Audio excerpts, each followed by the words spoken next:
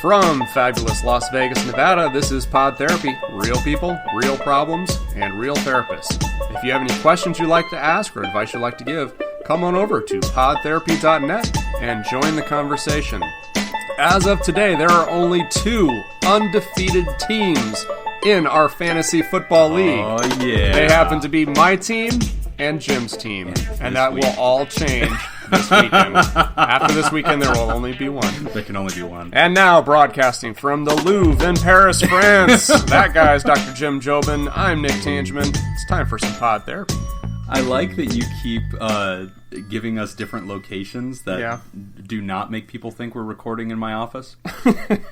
And I like it because I don't know if you know what a VPN is in internet speak. Do you know what that is? Yeah.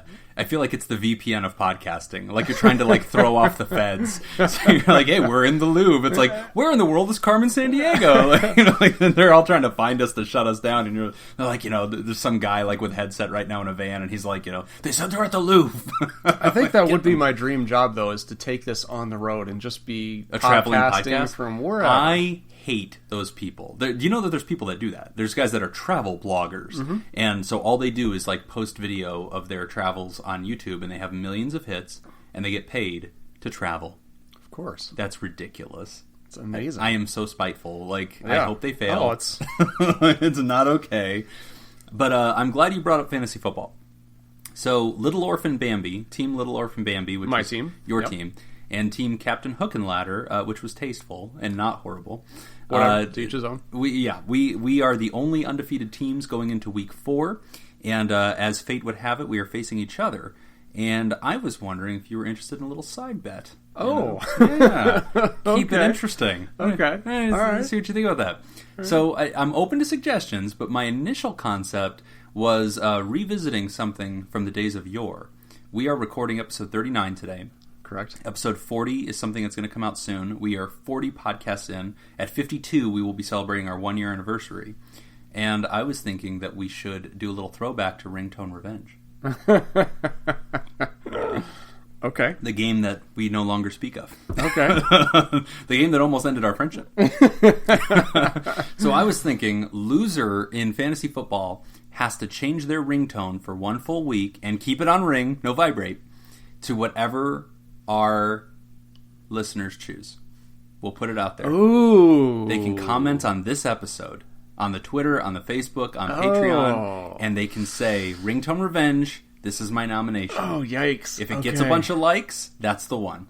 Okay. Yes. Let's do it. That is the one. So you know what's going to happen? This will be like the one episode that like Matt Donnelly and Paul Mattingly listen to, and they're going to like take personal vengeance. They're going to come in with something ungodly we've never thought of. Nickelback. Yeah. Oh, don't do that. No, that's like a war crime. We don't need that kind of thing. So, listeners, if you would like to select our punishment for whoever loses in this week's fantasy football, you can go onto our Facebook, onto our Twitter, onto our Patreon, and you can add a comment to this episode and let us know what your song is of choice.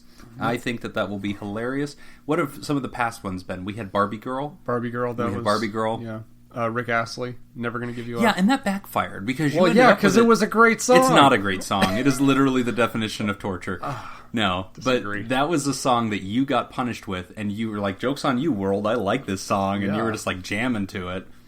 Yeah, I remember this. All right, so everybody, we usually start with some research, some hot off the press stuff, but this week we cannot. Why is that, Nick? Because we got too many people writing in. Everybody's writing in. The world is happening, and we want to catch people right where they're at. If you wrote in this week, we may not have gotten to yours because we had so many that came in, but we have a commitment. We will answer 100% of the things people send in, and so some of those letters may have gotten kicked to episode 40, and so definitely check episode 40 if you don't hear your mail answered on episode 39, because we will try to put it on episode 40, but...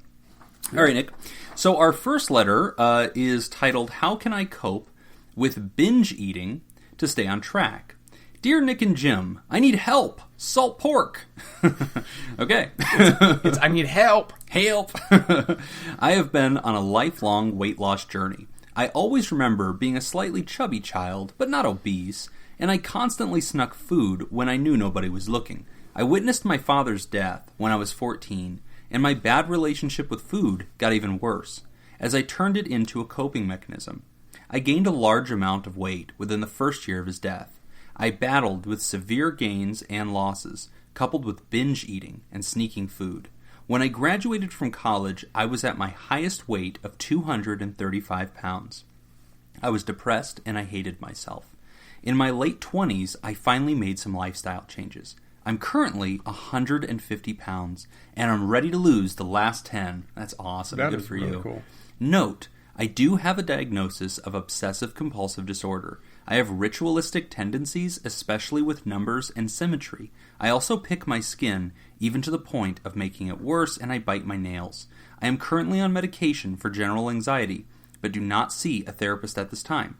Now that we've gone through the background, I have 2 issues that I hope you can help me with. Okay. Number 1, I absolutely cannot recognize my weight loss in the mirror. When I look at myself, I still see the 235-pound person that I once was. And when I see myself in pictures, I don't believe that it is me. I feel very disconnected with my body. I do notice that my clothing sizes have gotten smaller, and the number on the scale is lower. Lately, I've even noticed that I can't comfortably sleep on my side anymore because my knees aren't covered in cushy fat. How can I work on connecting the images I see in the mirror and in the pictures? Number 2, I'm starting to sneak food and binge eat again. I'm a teacher, and this year my workload has doubled. I'm gone 12 hours every day and have lost all desire to work out or take care of my body. My wedding is less than 6 months away, and I'm terrified that I'm going to lose everything that I've worked so hard for. Why am I sabotaging myself now? What are some strategies that I can use to stop myself before making a bad food decision? Thank you. Effing you in the face. Creole Creamer. Thank you for writing in. That's awesome. That is. And congratulations on the wedding. Yeah, mazel tov. Yeah, and the weight loss is huge. That is awesome. That is nuts. If I could do math, I would tell you exactly how many pounds that is that you lost. But I went to the College of Social and Behavioral Sciences, so I don't do math. I feel like it's 80, right? Because she was 235, and she's down to 150. 150. Yeah, that's 20 that pounds. That's awesome. Nuts. That's like world-class level. Yeah. That's very impressive. I mean, I guess one thing that I would say, first of all, my perspective on the weight loss, I think that's awesome, and I always like to congratulate people and give them kind of a pat on the back for the effort. For me, it's not about, I don't say congratulations regarding an image or fitting into this is the way you should look. It's not about that. For me, it's about health. Yeah, and setting the goal and achieving it. And it's all about, I really admire people that, make a decision that, for my benefit, I want to live longer. Right. I want to be healthier, so I'm going to change these things. That is awesome. And it's a lot of work. It's a daily battle as you're kind of just, figuring this out right now. And success isn't measured by falling or the lack of success. It's about getting yourself back on track. Yeah. And you're going to have setbacks, and that's okay. I mean, one thing you got going for you is that you dropped from 235 to 150, which shows you that this is possible. Oh, yeah. And it shows you that you are doing amazingly well. If you have a couple bad days, you're going to survive. You just got to get back on track with it. I actually made a few notes. There's a few things here that I wanted to kind of talk about. Number 1, excuse me. Not recognizing gains. This is very common. Okay. So the part where she says, "Look, I don't identify at this new weight. Like I still kind of see the old me. Yeah. And it doesn't mentally connect that I've dropped 80 pounds. Like I'm not seeing it." And you're saying that's a common. Very common. Really? Very common. And it's the same way when we work with people with anorexia or things like that. One of the techniques that they will do is they'll actually draw on the floor what they think they look like, and then they lay down on top of it, and the therapist will draw over, so they can see the difference. And part of it is this the psychological effect that the way that we view things is naturally distorted. Wow. And there's a lot of cognitive biases that come into play here. You know, like we look for things that support our existing belief. We discredit things that don't. right? So that's very common. So one thing that I would really encourage you to do is to look for signs of progress elsewhere. Right. Because I really do believe that life is giving you a lot of feedback about how well you're doing that you might just be missing because you're not looking in those areas, right? Like the scale is a big thing. Like for a lot of people who are losing weight, they look at the scale and they try to figure out like, okay, this is what I need. This is what tells me progress or not progress. Well, no, that's one measurement, right? I mean, if weight loss is your thing and you're working out and you're working hard, you're building muscle. Right. Muscle weighs more than fat. Oh, right. So the right? number So you're isn't getting, always yeah, the thing. you're not getting an accurate representation. Okay. There's a lot of different things. Just me personally, within the past year that I've been doing, kind of on this health kick, I don't see myself looking a whole lot different. But I've noticed that there are signs that I do appear a lot different now than I did a year ago. But it sounds like you have to intentionally go to get those and bring them to your own consciousness. Yeah, I kind of have to look for them or at least be aware of signs that I get. Here's an example. So this is really weird. Just within the past couple weeks, I have had I think 4 or 5 people approach me at the gym and start asking me questions. Like, how are you doing this? Or what do you do with that? Yeah, or like I had a guy come up to me the other day, an older gentleman, and he said, I'm trying to, he's like, I'm trying to work on my obliques, but I have hip problems, so there's certain things that I can't do. Do you have any recommendations or any things that I can do? That's and cool. So I'm like, okay, yeah, well, try this and whatever. And that's happened to me, I swear, 5 times in the last 2 weeks. Okay. No one ever asked me anything at the gym. But now, for some reason, I don't work there, but people come up to me. I think it's really because you got that swastika removed from your forehead. You think that's it? I think don't that's know. kind of it. I don't know. I think it's it was a little off-putting. I don't know. It was a little weird. You think that... Yeah, but that's a game. That may have that's a game. Driven people away? Yeah, all just, right. But here's the thing. You weren't aware of it. Right.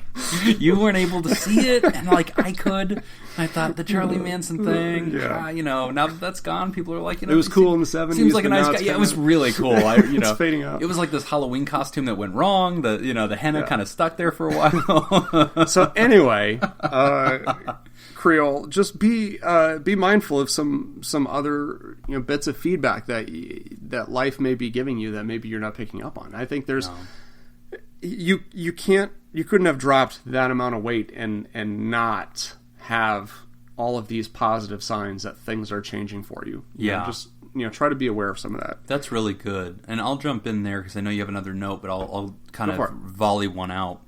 So one thing I think is interesting about this is I really resonate with some of this. So when my daughter was born, my daughter's 3, and whenever she was born, I gained the sympathy weight, and all that stuff. And so I was at my very, very heaviest. I think at my worst day, I was at about 250. Then, when she was about 2 years old, I went through a huge anxiety thing because she ended up going to the hospital. This terrifying thing happened, and I dropped weight like crazy. But, she ended up being healthy, and I was losing weight, so it was great. So that's a great weight loss plan, is put a family member in danger. You'll be fine. But anyway, I dropped down to 198, and I remember thinking my BMI, the thing that they tell you you're supposed to be at, was supposed to be 195. And I was like, oh my God, I'm almost there, this is great. But I lose track, and it was intentional. It was anxiety, but also it was very intentional, and I was just losing weight on purpose at one point.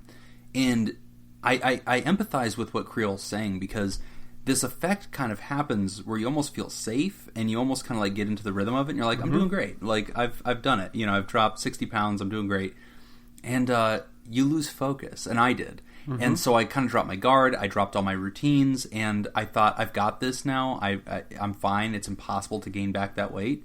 It's so much weight. How could that happen? Right. And it almost did. I haven't gone all the way back to my peak, but I am back into the 220s range, and I'm like, dude, how the heck did that happen? And so now I'm having to tackle it again, and it's hard because it comes back, and that's really discouraging when it comes back. Absolutely, and that actually ties into my next point, which is look for patterns. Look for because there's think of like all these different settings to your life, and they all have to be kind of in this certain way in order for these changes in your health to occur. So like, for example, for me, when I'm doing my best, it's not just that I'm sticking to my gym regimen. Me. Oh.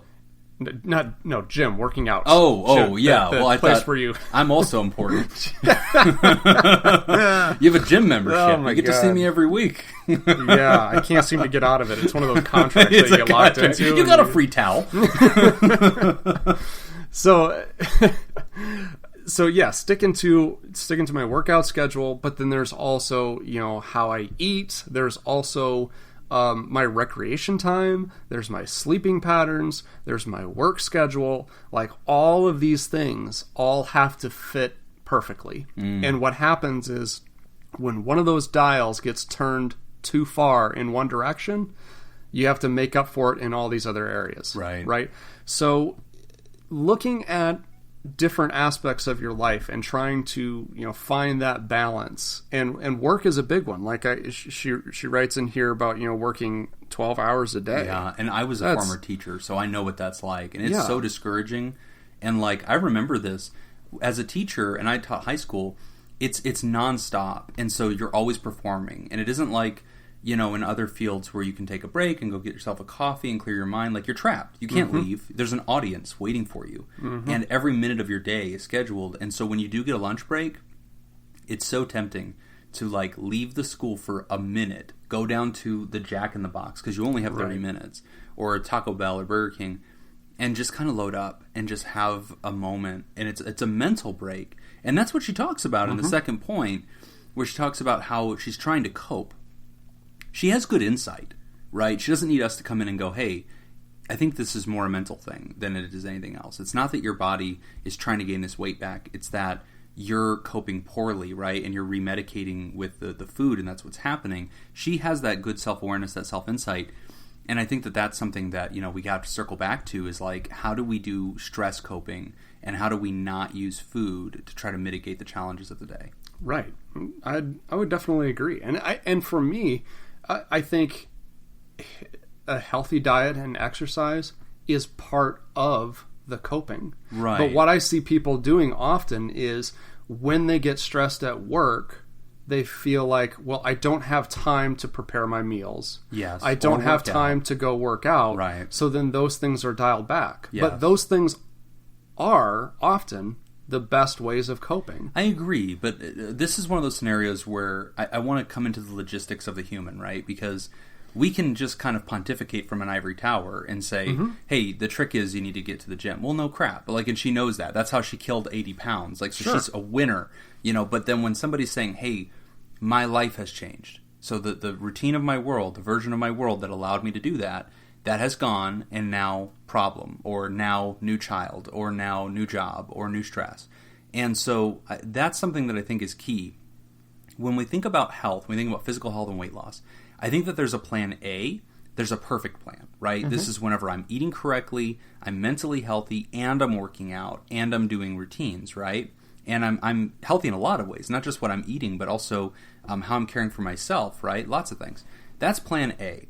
When plan A gets interrupted because you take a new job where you're traveling, or, something stressful happens, I think there needs to be a created plan B, where you sort of tell yourself, okay, I don't have access to all the assets I had in plan A, but I refuse to fall to my rock bottom. I refuse to capitulate to the point where I'm gonna, fall back to trash habits or whatever it is I'm doing. If I have to go to a Jack in the Box because I don't have time to prepare my food, there are menu options that I could have that are not gonna make me regret this. So a big part of that goes to prior preparation, right? It does, but I'm kind of taking a harm reduction philosophy. No, I get that, and I totally agree. But here's the other thing, though, too, is if you're not prepared for stuff, you throw yourself in a position where you make bad decisions. Yeah. So you can go to Jack in the Box, fine, but if I'm prepared and I've already, I'm familiar with the Jack in the Box menu, and I already did the research, and I already looked at what's on the menu. You get ahead of it. You have to stay ahead of it. I see. And the same for me, like when I go traveling, because I'm now in job where I have to travel a lot for work. And so I have a schedule where I'm at the gym 6 days a week. Right. Then I have to travel. And then 6 days a week? Mm-hmm. Dude, I don't even bathe 6 days a week. That's really impressive. So when I'm on the road, I got to figure that out. But I don't wait until I'm on the road. You get ahead of it. To figure out, what should I do? Yeah, I agree with that. And I think that there's a level of coping that comes with sort of having some plans in the background, some contingencies, especially whenever you're a teacher, when you're inundated, you're working 12 hours a day. I grant you that you're not going to be able to get to the old routines that got you this far. But I think Nick's points are right about the first point about how do you recognize the gains and how do you do something with that mentality. And to the second thing about, how do you factor in whenever life changes, I like the idea of contingencies. I also like the idea of harm reduction. And what I mean by that, don't let perfect get in the way of better, right? So there is a fallback position that is not your A game, but it is an acceptable B game. You go from losing a pound a week to losing a quarter of a pound a week. But that is meaningful, right? And so it slows to a crawl, but your progress, right? Or you halt, you don't regress. I don't mind if you stay right where you're at 150. But, we don't want to see you go backward, right? And so sometimes that is the best you can do in that moment. In that season of your life, you can't march forward right now, but you can hold the line. And I think that that's meaningful too. Now, I want to circle back to some of the mental health stuff, because she mentioned some pretty significant things. Right. Obsessive-compulsive disorder, trichotillomania, skin picking, hair pulling, that kind of thing. And then, also pointed out anxiety, also pointed out PTSD, and history of grief. And also added the caveat, I am not in therapy right now. Okay, so this healthcare the weight conversation is one part of all this, and I'm grateful to see that you're progressing. But I want to come alongside you for a second as a friend and just tell you, you're about to get married. You're about to go through some significant life change. I would really like to see you have a connection to a therapist if that's something you can factor into your week. Even if that's just using online therapy or something. I would like to see you have that, just because so much is changing around you, and you already have so many factors that need to be addressed. And so, anyway, I just want to make sure I added that caveat, because those are non-zero variables. Those things matter, and the grief, the loss, skin picking, obsessive compulsive disorder, anxiety, and significant life change, hard work, overstressed, undernourished, and about to get married. Okay, wow, that's a hurricane of stuff, and I just want to make sure that you're supported in that. So that would be a note. And the only other note that I had, kind of tying in with the mental health aspect, was I was going to say something kind of similar, but in the sense of looking at losing your dad at age 14. That is a very traumatic experience, and I've worked with a lot of people with grief and loss issues. And one pattern that I've noticed is that grief and loss that occurs at a very young age, there starts to be guilt issues associated with that. I've worked with a lot of people who have lost, who've gone through traumatic experiences, and the interesting thing is that they create kind of a standard that they held their childhood self to, that the child can't live up to. Like, it's kind of hard to explain, but you need to be fair to yourself. Like, when we look back at things as adults, we look back through the lens of being an adult. Right, but when you're a child, that's a standard you can't live up to. Right. And that is the double standard that I see so often that causes so much guilt, is because I look back and I say, oh man, I was so stupid. Why didn't I do X, Y, and Z? Right. Well, I'm 37 years old. Right. I can't separate myself from the knowledge that I have right now. Yeah. So I'm holding... Hindsight's 20/20. Yeah, I'm holding my childhood self to a standard that I'm holding myself to now. That's and that's really well not said. Fair. Yeah. And you think about at age 14, I mean, what does our society trust a 14-year-old with? Nothing. Right? Yeah. You can't drive. You can go to a PG-13 movie. You That's can't about it. vote. Yeah. You can't live on your own. Right. We don't send you to go fight wars. Right. You're not even able to go on a field trip without a parent slip. So how are you supposed to be able to know how to navigate the complexity of grief and loss and what to do? Exactly. Yeah. So grown-ups don't know how to do that. Yeah. So when you look back at yourself, you have to be able to... We have to be able to give ourselves permission to understand that we're children. And I think you're right. Like, don't compare, whenever you're in the Hall of Fame, you can't look back on your rookie year with regret. Yeah. That's just not fair. It's a standard that doesn't apply. And so I think that's actually a really good note. But Creole, congrats. Congrats on the wedding. Congrats on the progress. Cope with that stress in those meaningful ways, and always look back over your past and ask yourself what has worked before. And because you've found solutions before, now we have to re-engineer those for the future. And be open-minded to checking in with a therapist really in person or online. I just think that'd be a really intelligent move at this phase of your life. All right, thank you for writing in. All right, we're going to take a quick break. When we come back, we're going to talk about Insta-Regret. You're listening to Pod Therapy. Hey listeners, did you know there's a cadre of mental health enthusiasts who help support this show every week? That's right, and you can join them by becoming a patron of the show. For $1 a month, you can become a THERAPAL, a member of the official Pod Therapy fan club. For $5 a month, you can become a THERAPOD, a member of the dapper, sophisticated, three-toed reptilian special forces branch. Or, if you feel like being a hero, for $20 a month, you can become a THERAPRODUCER, a member of the Elite 8 who contribute messages to our show during commercial breaks and get a producer credit in the show notes. If you'd like to join the party to help us make the show possible and tap into all that sweet special content for patrons only, you can go to www.patreon.com/therapy and sign up. Again, that's patreon.com/therapy. We're back. You're listening to Pod Therapy. Our next question is about stopping yourself from saying the wrong thing. How can I stop putting my foot in my mouth? Hi guys. I'm desperate for some guidance or some tips on how to address this issue I've had for quite some time. Also, you are both very quick and witty. Yeah. I doubt that. Yeah. Well, not both of us. So I figured you would be able to have some good ideas on what to do. Well, you are wrong. I am a highly reactive person and always seem to answer a question or say a statement without thinking about what I'm saying first, mostly when under pressure or put on the spot. It feels like I have 10,000 thoughts all trying to come out in one small space, and the first thought that makes it through is the one I say out loud, even if it's wrong or not what I was intending to say. I then think of the right answer or what I truly wanted to say minutes, hours, or even days after it happened. I can't seem to articulate what I want to express in the moment under pressure.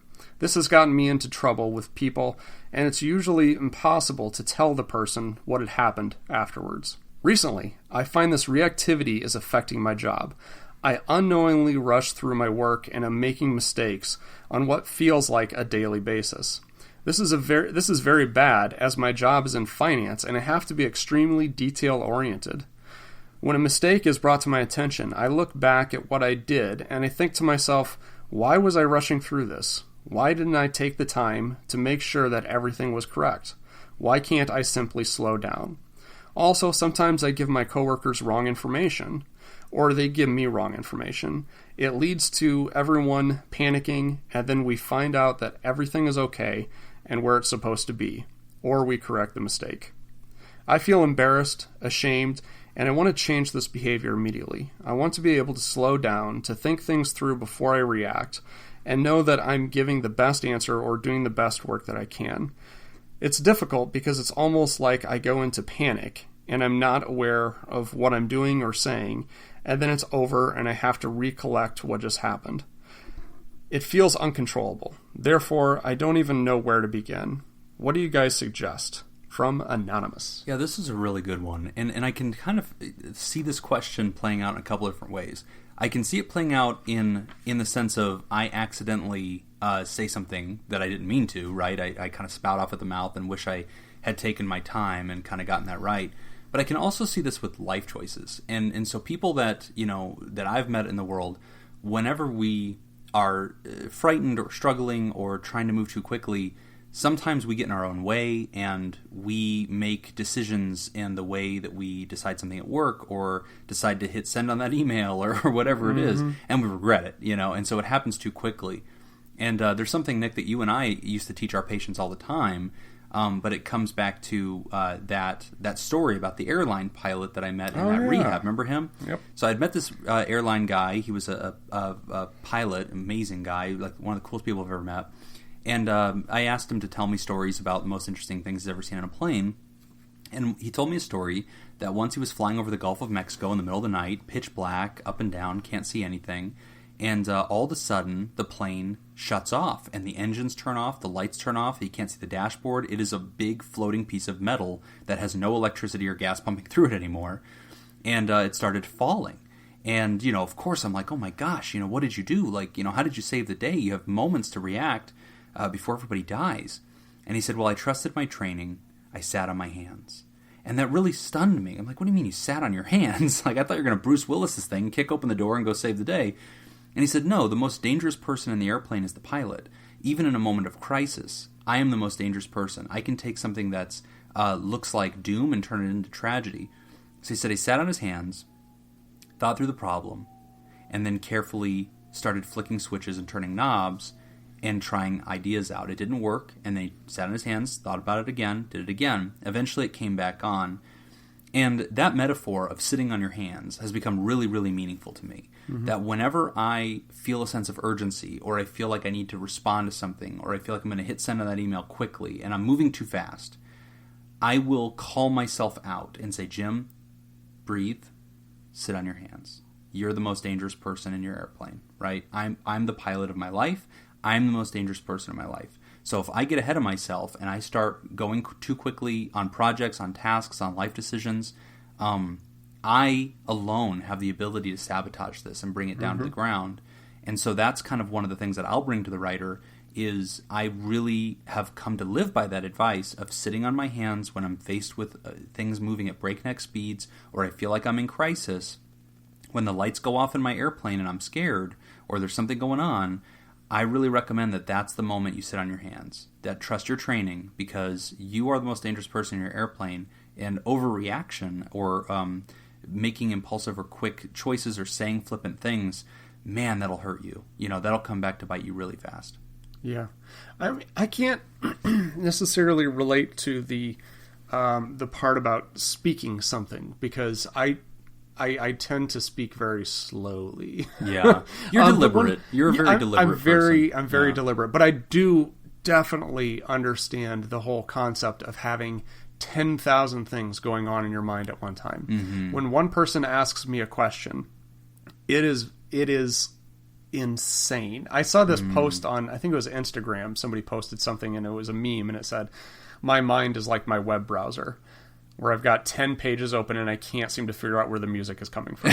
And that's kind of like how my mind is too. Like there's 10,000 different things happening, and I have to, sometimes I think I come off maybe a little slow in my communication, because in my mind, the sentence that I'm speaking right now, I have already said in my mind 8 times, and I picked the best way to say it. Right. And I have to do that. And I can't do it. It doesn't come natural for me. I see. I have to slowly think this thing through, and I end up stumbling over my words a lot, which is why I don't ever have big plans of being somebody who's going to give great speeches. I shouldn't even be on a podcast.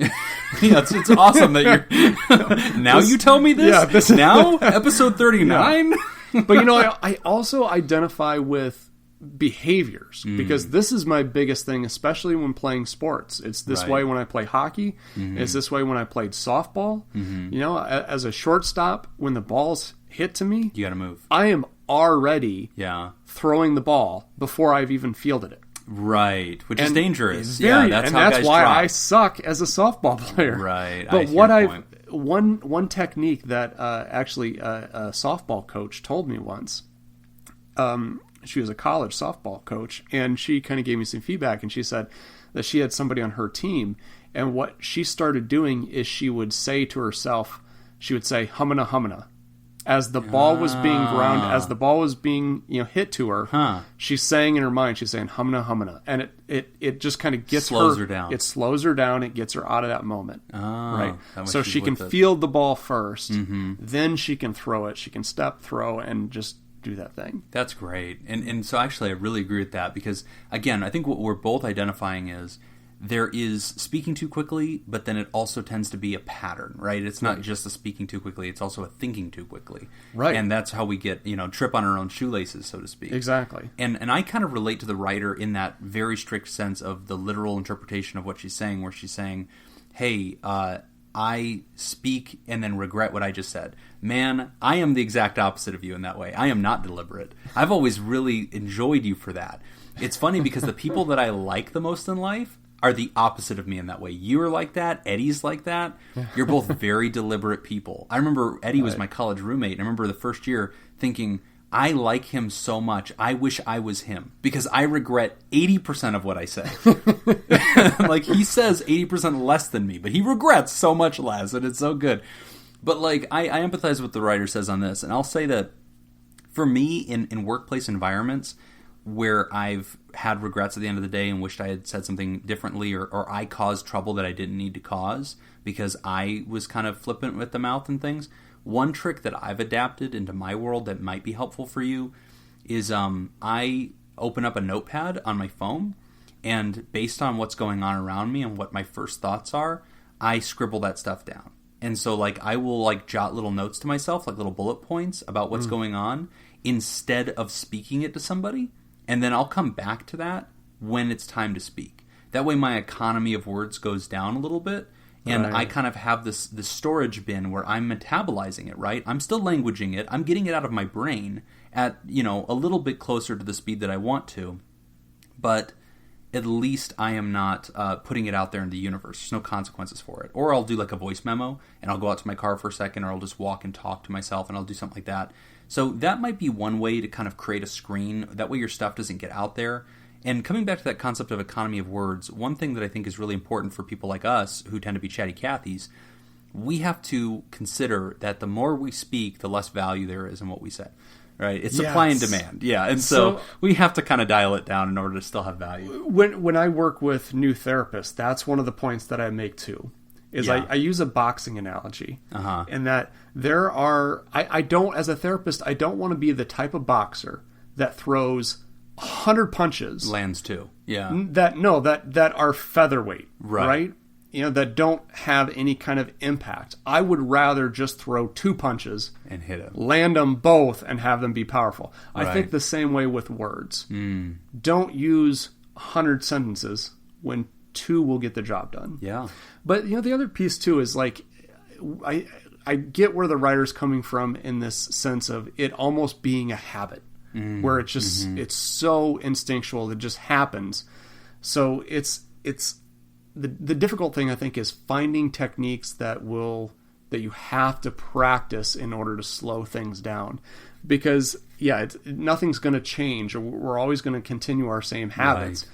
We just have to find some little technique and practice it. And if it doesn't work, that's fine. Then you've just found one way not to do it. You just go to the next one, And I try to remind myself too when communicating that, or as an administrator, not everything is an emergency. That's one thing I try to remind myself too. When people come and ask me a question, I am perfectly comfortable saying, you know what? Give me a couple minutes to think about that. Right. Let me get back to you. Yeah, no, that's very fair. And giving yourself that powwow of saying, you know what? Let me circle back to you on that.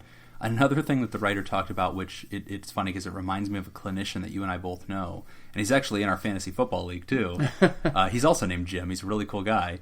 But Jim, who used to be a coworker of ours, one of his, he owns this. He totally admits this up front. But he says this is one of his great weaknesses. He's facially reactive. And so he has no poker face. So if you're telling him something that he thinks is stupid, you will be able to tell that he thinks it's dumb. And I've been in staff meetings with him where he's furrowing his brow and shaking his head and and I'm like, Jim, don't let on that you think that person's an idiot. Give him the benefit of the doubt. So, I think that if you're the kind of person that's sort of very transparent, you very quickly reveal what you're thinking, coming back to that humana thing, or the counting to 10 thing, or getting it in your head that you're going to intentionally fill that space that you would have normally filled with your content with something ritualistic. So I'm going to put in here the first verse to Twinkle Twinkle Little Star before I react, or whatever it is. Okay. Or I'm going to be monitoring my own self. And so one way to do that is listen to a show that you enjoy, so not pod therapy, and watch yourself in the mirror. Get out a vanity mirror, or in your car if you're sitting in the parking lot, like turn the rearview mirror to yourself. Watch your own face whenever you're listening to conversation of other people, and you will notice little unconscious movements of your face that you're expressing and you're communicating. And that's a very valuable technique. They made me do that in grad school, so that way I wouldn't ever show a patient the wrong tones or the wrong communication. And that could be really helpful too. But then also not just being mindful of the self and the portrayal of yourself, but also maybe filling some of that content reaction with a ritual of humana, or counting to 10, or twinkle twinkle, or rethinking everything you just heard, repeating it to yourself and summarizing it mentally. I'm going to play devil's advocate here, and I'm going to say, hypothetically, if I'm going to work on something, but it has, because this is going to be a problem for a lot of people can relate to this.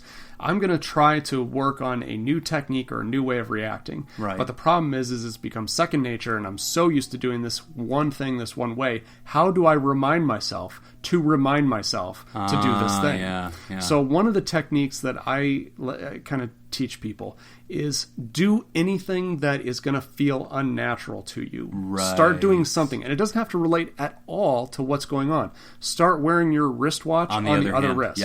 Yep, exactly. Just something like that that's always going to feel uncomfortable to you sets a constant reminder, hey, I'm practicing this thing today. Yes, and so that it's kind of, my dad taught me this trick that whenever you're on long road trips and you're trying not to fall asleep, you take off your shoe.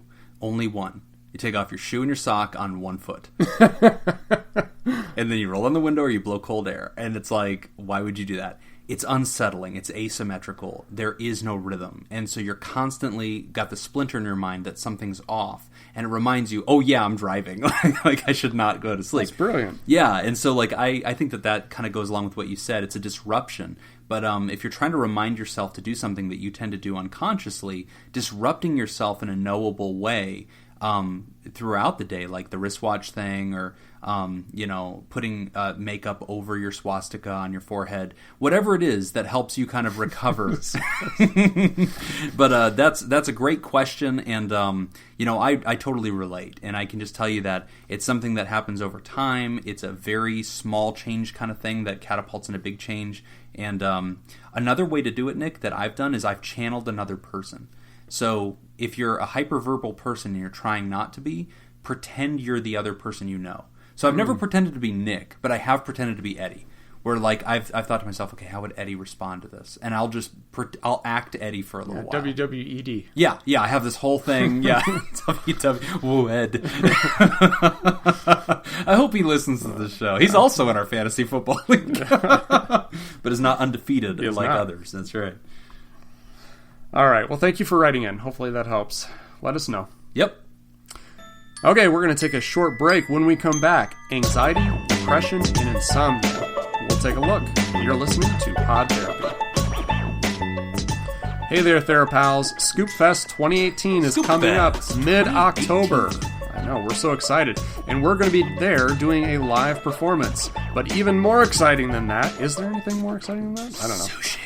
Is that we are meeting up with our fans for a special sushi, sake, psychology lunch on October 11th at 12:30 p.m. We've changed the venue since the last week. Since 2 weeks ago. We haven't updated the script. It is going to be at Guimon Sushi House. Goemon. Yeah, that. At 5255 South Decatur Boulevard. This invitation is open to any listeners who will be in town for Scoop Fest, or any locals as well. If you're going to be in town and you want to join us, let us know. We just ask that you RSVP so we know exactly how many seats to reserve, which you can do by contacting us on Twitter at PodTherapyGuys, on Facebook.com/PodTherapy, or at our email PodTherapyGuys@gmail.com, or through our website podtherapy.net. It's going to be a great way to meet some awesome, kind-hearted people like yourselves, and we hope that you'll join us. Also, stay tuned. At the end of the show, we're going to go over our RSVP list, so we want to make sure that we've got everybody on there, so stick around for that. We're back. You're listening to Pod Therapy. Our next listener writes in about insomnia and anxiety. Hey guys, I'm starting off by saying that I'm on Medicaid in a small southern town. Though I have that resource, I can't get in to see a doctor for anything. Doctors are either no longer accepting Medicaid or can't take on any Medicaid patients, which means the health unit is filled with the rest of us, and the last time I called, they were so full they couldn't even put anyone on the waiting list. Now I'm a stay-at-home mother of 2. My 4-year-old just started pre-K, and I stay home with the 2-month-old. It's hard to notice sometimes. I'll not want to go out and just stay home, thinking, oh, it's just a hassle, etc. Friends and family push for me to leave the house because they've noticed I've been choosing to stay home and isolate myself. And everyday things have become major obstacles, such as showering, brushing my hair, remembering deodorant, eating meals, even brushing my teeth, as gross as that is. Lately, sleep has also been an issue. It started with the baby. She'd be up all night, and I was stuck in that routine. Then I liked the fact that everyone else was asleep, and I didn't have anybody to take care of for a few hours. I watched what I wanted, eat what I wanted, read, etc. And now I'm up till 3 or 4 in the morning and waking up at 6 a.m. to start our day. I'm worried because I feel like at nighttime, the world stops. Everyone's asleep, and it's as if time stands still. And in those moments, those are actual hours I can breathe. I feel no pressure, no expectations. Everyone is asleep, so how could I? It's this euphoric, surreal, almost beautiful feeling. But I'm scared, because I find myself not wanting it to end, being up later and later. I have so little sleep, and I'm starting to feel paranoid. How much longer can I do this, while still being able to function and take care of my family? Is this a manifestation of my anxiety? How can I stop this cycle? Anonymous. Yeah, this is a great question. I mean, it sounds like we really kind of have a catch-22. I can empathize with having that reprieve in the middle of the night and having no worries. It's kind of like your own little like mini vacation. It is. Yeah, I totally get that. Yeah, and I can't say that. Removing that would be good. Like, I think that's a good, healthy thing. You need to have that time to yourself. However, on the other end of that, then not sleeping is not a good treatment for anxiety. Yeah, right? No, and that's you're not starting to get paranoia, break with reality. And a lot of people don't realize this, but lack of sleep is a form of torture. Like, that's a war crime if you do that to somebody else. and you're doing it to yourself. And so you do want to... I like, Nick, that the writer is appreciating that this is something that needs to be addressed. And not just shooting it underneath the rug, but saying, hey, notice my tension with this. It's something I like. And I get it as a parent. I have a 3-year-old, I have an 8-year-old. And I can tell you that as a parent, my wife and I joke about this all the time. Our entire lives are the kids. When the moment we wake up, it's breakfast and getting kids ready and brushing teeth and everything that they need. It's going to school, getting them to school. Then as soon as they're out of school, it's, feed and take care of them and get them dressed and bathe them. And then when you finally get them in bed, you finally have a quiet house. And you finally can just talk to your spouse or check your phone or something little like that. But you're usually still doing chores. And so I really empathize with the writer. It's funny because when we received this letter, it was, I noticed it at 2 a.m. and I was playing video games. And I was like, I get you. I was playing a video game and I was like, no, wait, I get you. I am with you right now because I have been staying up way too late and waking up way too early. So your feedback on this is probably going to be pretty good. I wrote the letter, Nick. Oh, you're anonymous. It is all me. I see it now. Now I get it. Now you make sense. Yeah. There's all these emojis in it. But yeah, I mean, I think...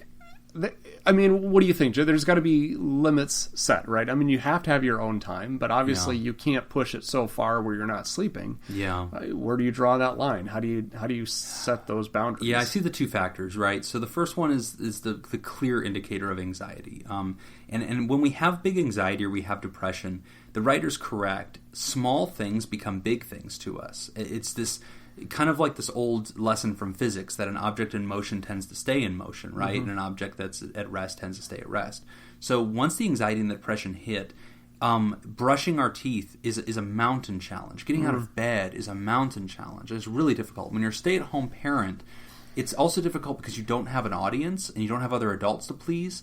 And those are the things that motivate a lot of us to get things done. None of us are getting up doing things every day because we're just that awesome and that disciplined. It's usually because if I don't, the bills don't get paid and I'm homeless. That's good motivation. It is good motivation. But whenever you're a stay-at-home parent, and I've done that. There was a summer where I stayed home with one of my kids. And it was extremely hard for me, like to put on clothes, because there's no reason to. Right. And this kid's probably going to just spit on my stuff anyway, and like it was very hard. And so I get that.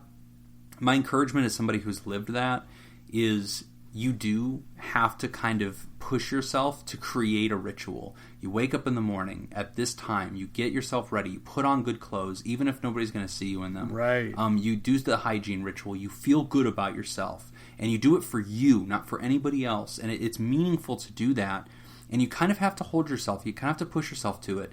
And, what's neat about social media, Nick, is that it gives us that power to have an audience. Take a selfie, put it on Instagram, and commit to yourself. You're going to do it every day. And that, tell your friends and family, hey, guys, I'm doing this every day, not because I'm a narcissist, not because I care what you guys think, but because I'm talking to therapists about this, and it's something I'm doing for myself to be mentally healthy. But that kind of audience participation and support can kind of keep the blood moving and keep you doing something. And that was one thing I was going to bring up too, is take a look at, this doesn't have to be a one-woman show. Right. Right? I mean, who do you have for support? Right. Call your team. Who's on your team? Yes. And you don't have to be the only player on the team. You can be the coach of the team. And you can call on certain people, right? Go to meetup.com, find a mom's group. Find a group that does play dates at the park or goes down to the library for book readings. Get some things on your agenda, because I'm telling you right now, if you can get a little bit more reality into your world, it should help you break through some of those obstacles. Now, obviously, anxiety needs therapy. I want to see you visit with a therapist online or in person. I have a lot of patients that I now see online during the day, and they have kids, but they'll put them down for a nap, and then we'll just talk online, and it's very easy, very natural. I want to see that. But to pivot over to the other point about sleep. So obviously our advice is going to be get sleep, right? We're obviously going to tell you, hey, see the problem, identify it. We here at Pod Therapy are pro sleep. Yeah, we are. Yeah, we have a very strict pro sleep position. Yeah. Prosomnia, hypersomnia, in fact. But so obviously we're going to push you toward that. In my world, I totally resonate with that need, that euphoria of having a break, having time to yourself, and not wanting to give that up. My wife is very different. For her, the relief is sleep. She so looks forward to sleeping. When the kids are down, she's like, oh, I can't wait to get to bed. And to me, it's like, I don't want to lose this. Yeah. If I'm unconscious, I don't enjoy the peace, right? I was just asleep. To me, sleep's like a chore. So I kind of identify with the writer. What I would do is, obviously it's going to be a boundaries thing. It's going to be setting a limit. It's going to be telling yourself, this is the time I go down.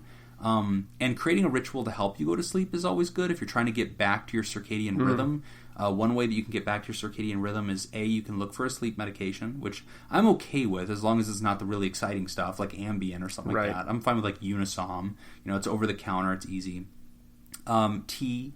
Having a ritual where you do like sleepy time tea or something like that, right?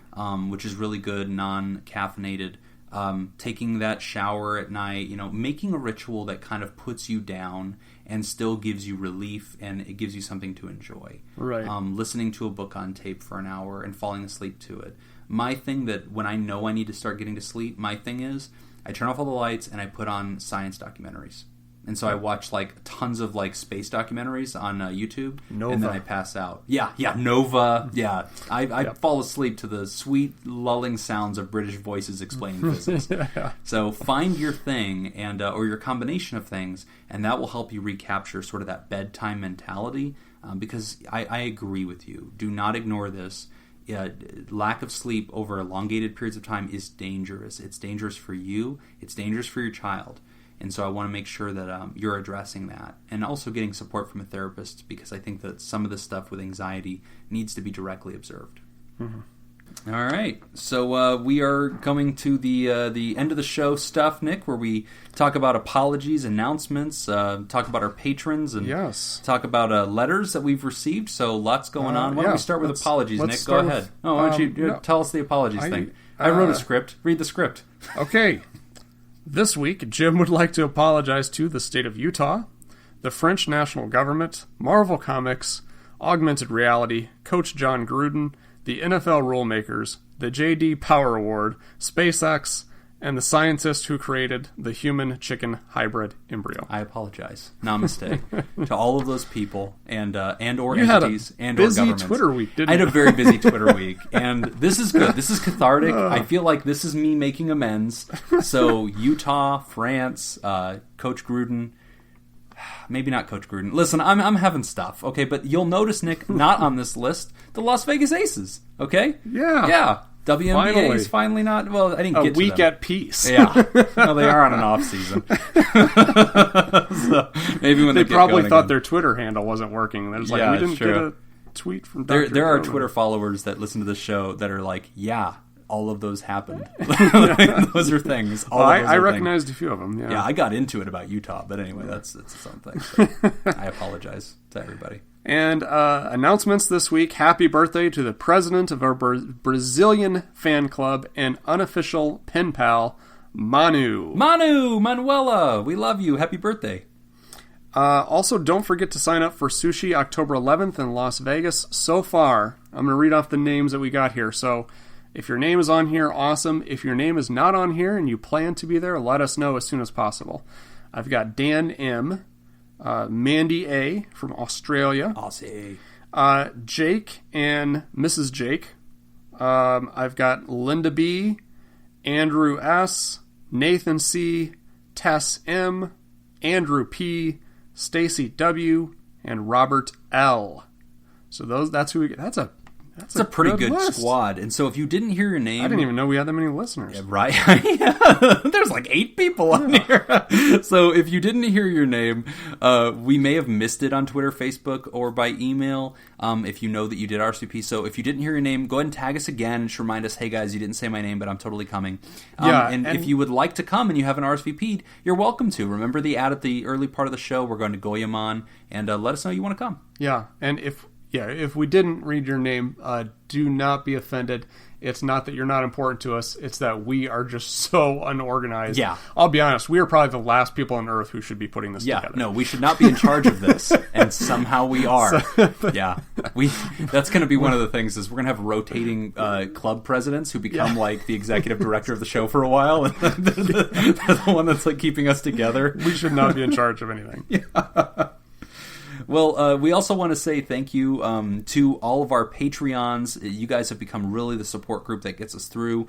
And so we want to thank our THERAPALs. We have new THERAPALs. Shayla Bullock, who is the reason I have to apologize to Utah. She and I got into this huge ordeal. About beer? It started with you, because you said that Utah has big porn addiction. And she was like, oh, you guys are taking shots at Utah now? Oh, yeah. And I jumped in. I was like, first off, that was Nick. That was not me. Second off, yeah, Utah can go to hell. So it got really weird really fast. So, but Shayla, we love you. Thank you for being a THERAPAL. Scott Brady joined the team. Brian Lehman joined the team. And Trash Panda Industries... I love that one. Also join the team. They give it the $1 a month level. Also, every month, we also want to acknowledge our faithful THERAPODs. They give it the $5 a month level. So thank you, Corey Owens. Thank you, John Bankenship. Thank you, Linda Brandmeier. Thank you, Mandy Abaila. She's from Australia. And thank you, of course, to Manuela Muzakia. I do not know how to do a Brazilian accent. She actually sent a link in an email that was to Google Translate. That just so we could get things right? Yeah. To translate her last name? Yeah. You didn't, yeah. Well, why would you translate it? It would translate to but like it, to how it to gives say it. Pronunciation. Oh, a phonetic. Here, I'm going to turn this up. Put the volume on and play that. Manuela Muzakiu. Muzakiu? Uh-huh. That's not fair. I feel like she wrote it once and that it was wasn't very Muzakiu. loud. Do it again. Manuela Muzakiu. Muzakiu. I mean, that's... No, I'm going to do it right. Okay, ready? Well, that's... Manuela Muzakiu. That's how it's pronounced. That's how Google pronounces it. That's how I'm going to pronounce it from now on. Manuela Muzakiu. Thank you for being a THERAPOD, Manuela. And of course, we owe a deep debt of gratitude to the members of our Elite 8 THERAPRODUCERs, Jake Schneider and Smitty THERAPAL. We have 2 THERAPRODUCERs so far. We have 6 slots left open. And if you become a THERAPRODUCER, you can contribute and add to the show with a meaningful message that you choose. So last week, in the uncut episode that we posted on Patreon, we played Name That Tune, in which Nick and Jim played tasty licks on guitar, and patrons had to name the song. So shout out to Linda B., who identified Life's Been Good by Joe Walsh, and Smitty Scoop, who identified Take It Easy by the Eagles, but unfortunately Smitty mistook my rendition of Paint It Black by the Rolling Stones for Sweet Home Alabama by Leonard Skinner. Tough break, Smitty. You can't get them all. Smitty, I'm on your side. No, you guys have a horrible ear for music. Oh. If you'd like to hear the uncut episodes, unedited with special bonus features and extra content, go to patreon.com/therapy and join the party. So, hey everybody, listen, stop what you're doing right now. Open up the iTunes store, go to our Facebook page, give us a 5-star review. If you don't want to write anything, just type something cryptic, like, you know what you did, or I'll never stop, I can't stop. You need to review us because we don't have any reviews to read on the show. So if you give us a 5-star review on iTunes or Facebook, we will read it on the show. Please go there now and give us a review. All right, thank you. And we got some responses. We got a response from an episode we did last week. Walter. Yeah. Walter, do you want me to read this? This is a good good letter. Ahead. So Walter wrote in, and this is cool. He's responding to the last show, and he says this. Greetings, gentlemen. I've enjoyed the show since discovering it from your guest appearance on an episode of Ice Cream Social. Oh, cool. In your last episode, number 38, on reverse racism, I believe there's a fundamental misunderstanding of this term that needs to be corrected. I fear in our current political climate, the term reverse racism is being increasingly misused to mean poor me or but I'm white. There's a long history of racism in Guatemala, with people often identifying as Ladino, having Spanish ancestors and lighter skin, and the indigenous Mayan, a multicultural group that has lived in the region. For hundreds of years. The wealthy Ladinos tend to live in the city, and the poor indigenous live in the country on farms. Racism and sexism are both rampant throughout Guatemala. The poor are treated as second-class citizens, and the wealthy see it as their right to take advantage of them in any way they can. The writer of the email in your episode was being negatively affected based on his race and sex. His professor was singling him out and treating him harshly. This is describing racism, not reverse racism. Reverse racism is receiving a benefit based on race, sex, or other innate qualities. As a returned Peace Corps volunteer that lived in Guatemala for 2 years, I was a frequent victim of reverse racism, but only in as far as people should be treated equally. I also must admit that I did enjoy the benefits in some cases, such as I'd go into stores and be treated differently, being able to bring my bag in the store when other people weren't allowed to, or I would be picked up by taxi cabs and people that would, be happy to pick me up and give me, privileged treatment. I was the only white person out of thousands of locals. As a white male viewed as rich, I was permitted to do more than other people in the society. That is an example of reverse racism. As a Peace Corps volunteer, I hated receiving a benefit over the people I was there to work beside. Fundamentally, it just didn't sit well with me, and I would do what I could to influence equality. But this is one challenge I know I had little impact on. Keep up the great work. Say hi to the guys over at Ice Cream Social, Walter Abel, returned Peace Corps volunteer, and Seeds of Help Foundation Incorporated. Very cool, Walter. Awesome. Thank you, Walter, and thank you for all your work. Thanks for doing that. But I think he's right. I think that's a good point. And that was something when I read this letter, I thought, man, okay, so racism, treating somebody in any negative way based on their race and those qualities. It doesn't matter what race they are. It doesn't become reverse racism because you're part of a majority. Right. It's inherently racism. And his point is, reverse racism is benefit. You've received a benefit from your race, a privilege, check your privilege kind of stuff. When that happens, he calls that reverse racism. It's a good point. Yeah, it's a really good point. A lot of people were scared when they saw that title, reverse racism. Like, as soon as they saw that, some people were tweeting at us like, what the heck? And I was like, listen to the show. That's why I didn't even bother listening to it. I'm sick of all this. What are these guys doing? Yeah. But thank you for writing in, Walter, and thank you for everybody that gives us feedback on the show. We really appreciate it. That's all the time that we've got for this week's session. Thank you to those who contributed to our show today. We really appreciate it. Remember, pod therapy isn't something you should keep all to yourself. Help us reach others by sharing this episode. You can find us on Facebook.com/podtherapy, on Twitter @PodTherapyGuys, and now on Patreon.com/therapy. Do you want to add your own advice to today's questions? Post your thoughts at podtherapy.net and join the conversation. I'm Nick Tangeman. I'm Jim Jobin. Thanks, and we'll see you for your appointment next week.